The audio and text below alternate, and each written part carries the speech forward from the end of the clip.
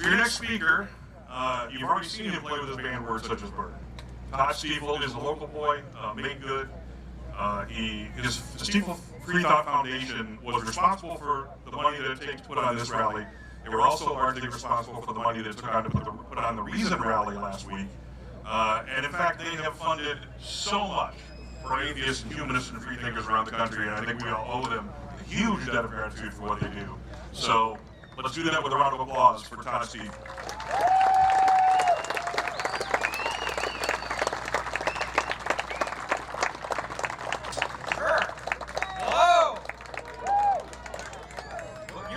Some of the same stuff as the other speakers, but I'm going to do it one louder. First of all, I would like to say, and like all of you to say, thank you to the troops who are here today, who are throughout the country and throughout the world protecting our freedom, and to their families that support them. Thank you for our freedom. Give them applause.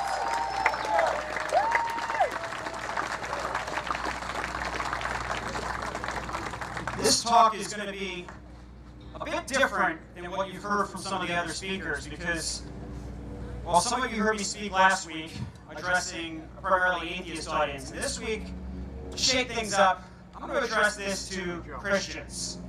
And Christians here and the Christians who will see this in the future on video. I want to start talking about my grandfather. My grandfather was Lieutenant Colonel in the U.S. Army. He served in World War II. He was Jewish. And he knew very well the damage that dogma caused, because his family was Orthodox, and he made the mistake of marrying an Irish Catholic.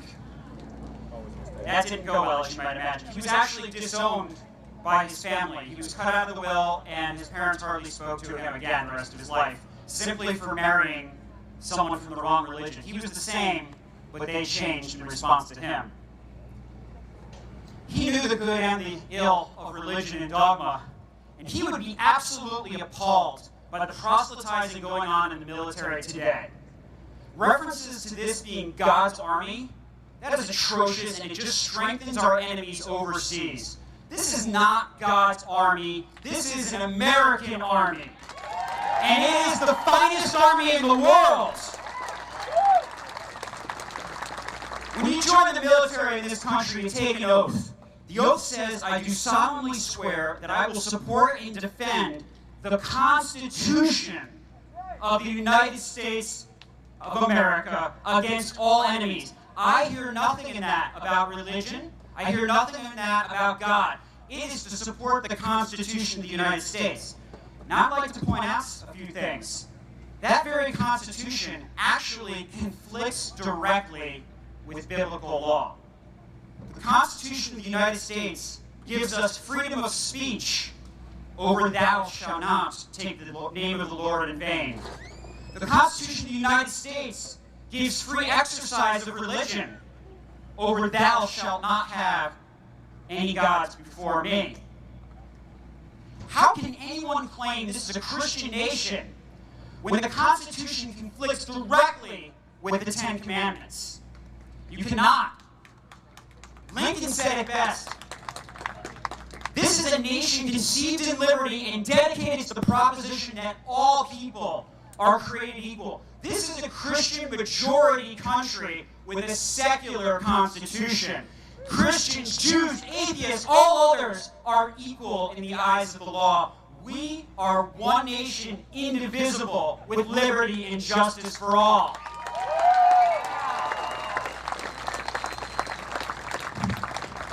We all have the right to free speech as citizens. Anyone working for the government is part of the government when on the job. That means judges, senators, public school teachers, soldiers, and military chaplains. When they are on the job, they are representatives of the government, and their first duty is to protecting our rights. When on the job, they must not push their religious beliefs on others. That would actually be the government choosing one faith over another and a violation of our religious liberty.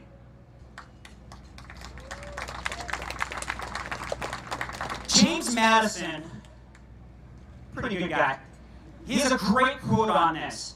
He says, who does not see that the same authority which can establish Christianity in exclusion of all other religions may establish with the same ease any particular sect of Christianity in exclusion of all others? So I ask you, if this is a Christian country, if this is a Christian nation, is it a Methodist nation? Is it a Catholic nation? Is it a Protestant nation? Which one is it? Because the reason we have separation of church and state in this country is because the Protestants and the Catholics were killing each other for centuries. And our founding fathers knew that we must protect ourselves from religion so this republic can thrive.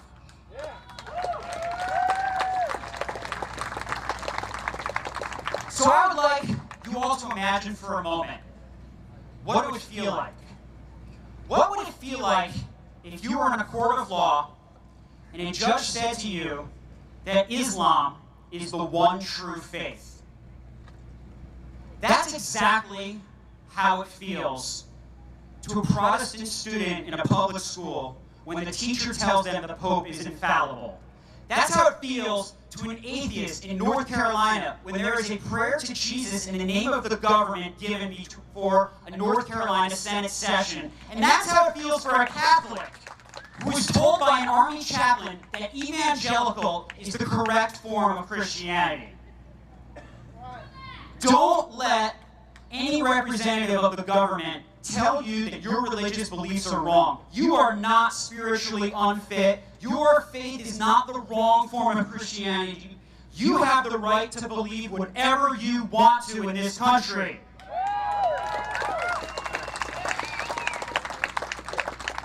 This is fun. So what do atheists want? What do atheists want from Christians in this country? I'll tell you a few things that I would like.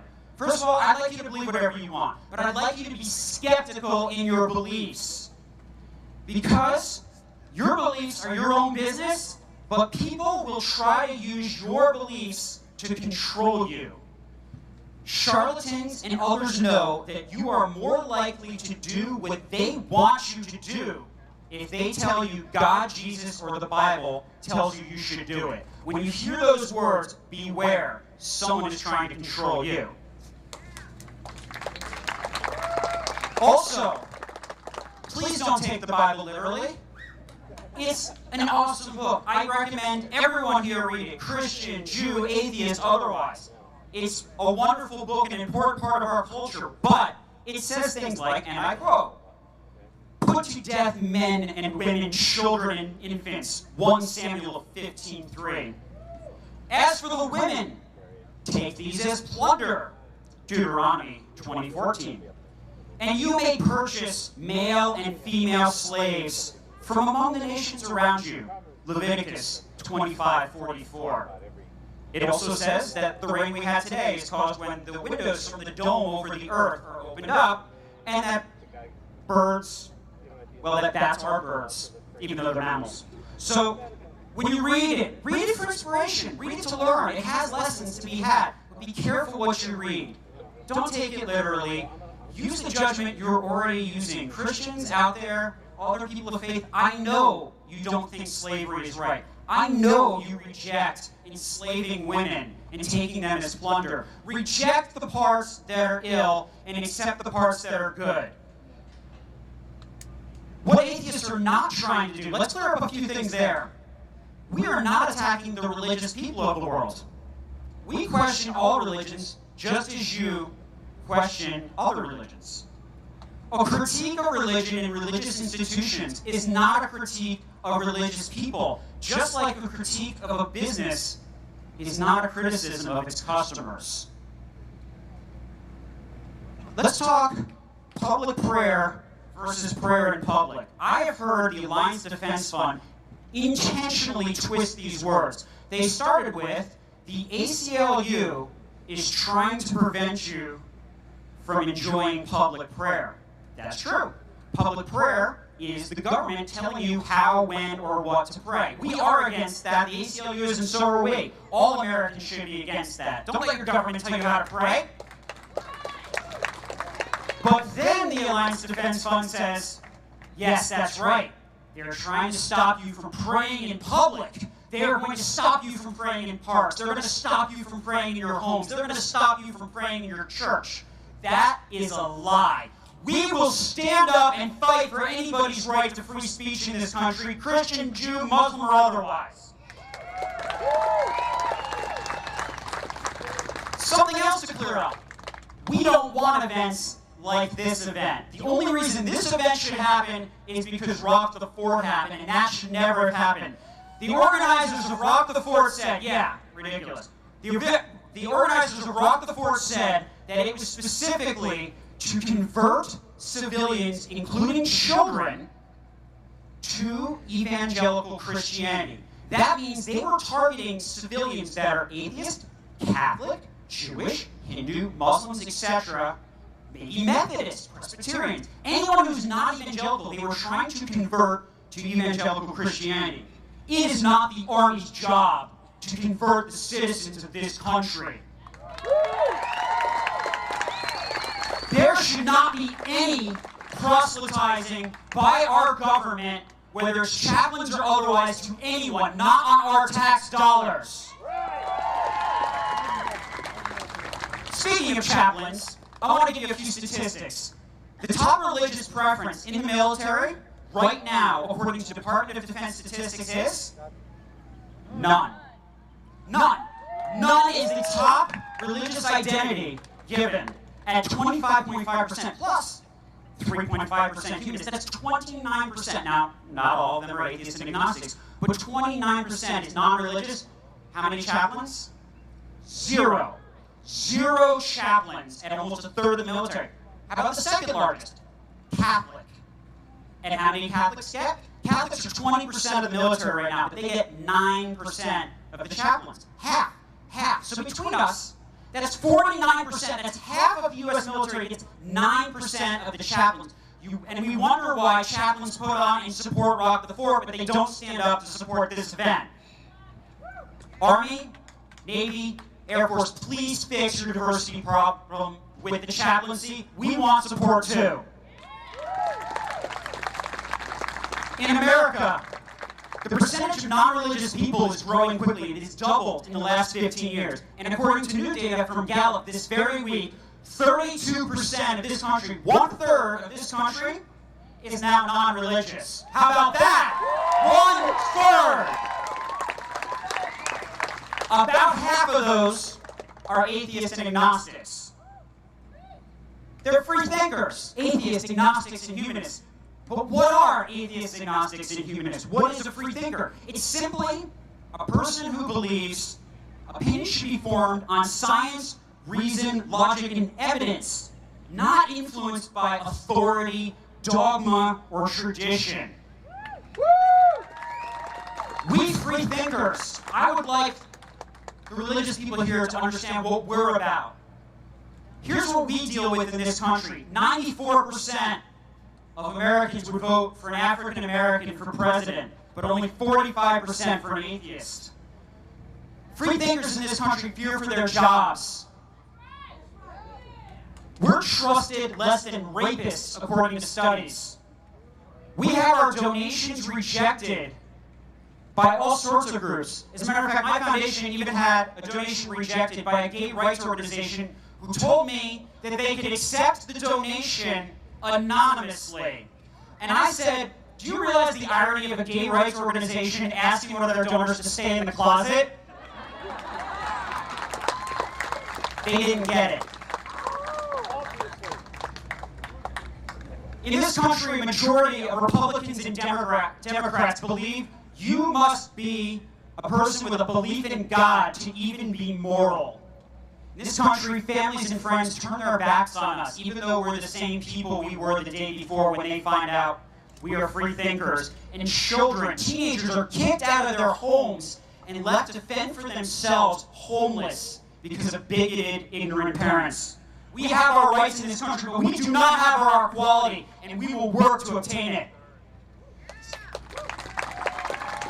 Discrimination is from a lack of knowledge, and in our case, it's a lack of knowledge of our beliefs. We are Americans, and we have American values. We believe in truth, liberty, love, integrity. The flawed values are from the extremists. The the people who preach eternal torture, inequity, and hatred, people like Westboro Baptist Church that was talked about earlier. Those are the people with the flawed values. Our values are American values. They are based on secular, reason-based values. We don't all believe the same things, but we believe many of the same things. And I believe that many religious people and many free thinkers agree on many things. So here's some things. And you tell me, religious, non-religious, everyone here, are these your values? Here we go. Let your voices be heard. Shout out. We believe there is no rational reason to discriminate based on race or gender. We believe our sex lives are our own business, not the government's. We believe life has the meaning we give it through increasing happiness and decreasing suffering. We believe health care is our decision and our doctors, not the decision of bishops. We value teaching people how to think, not what to think. We value science over the supernatural as a means of explaining the natural world. We value forming opinions based on reason, not authority. We believe moral principles are tested by their consequences, not dictated by books or preachers. We believe we should change our beliefs based on evidence, not make them immune to questions. We believe marriage should be based on love, not hatred.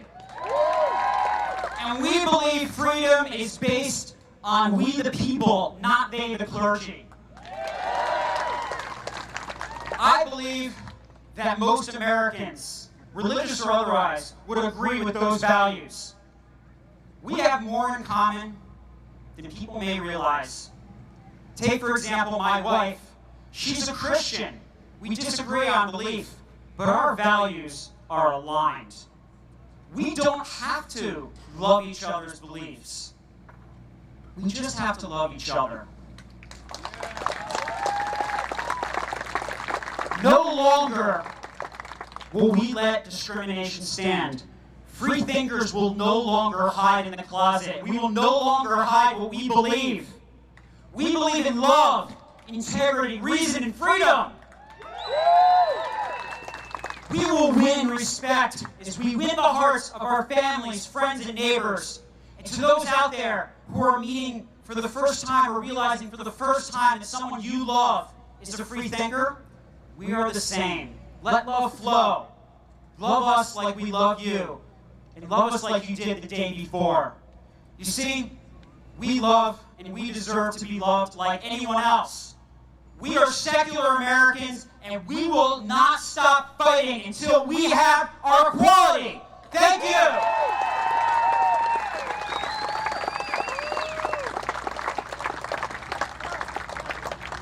Go on, Todd Stiefel. This event literally does not happen without it. So huge, huge thanks to Todd.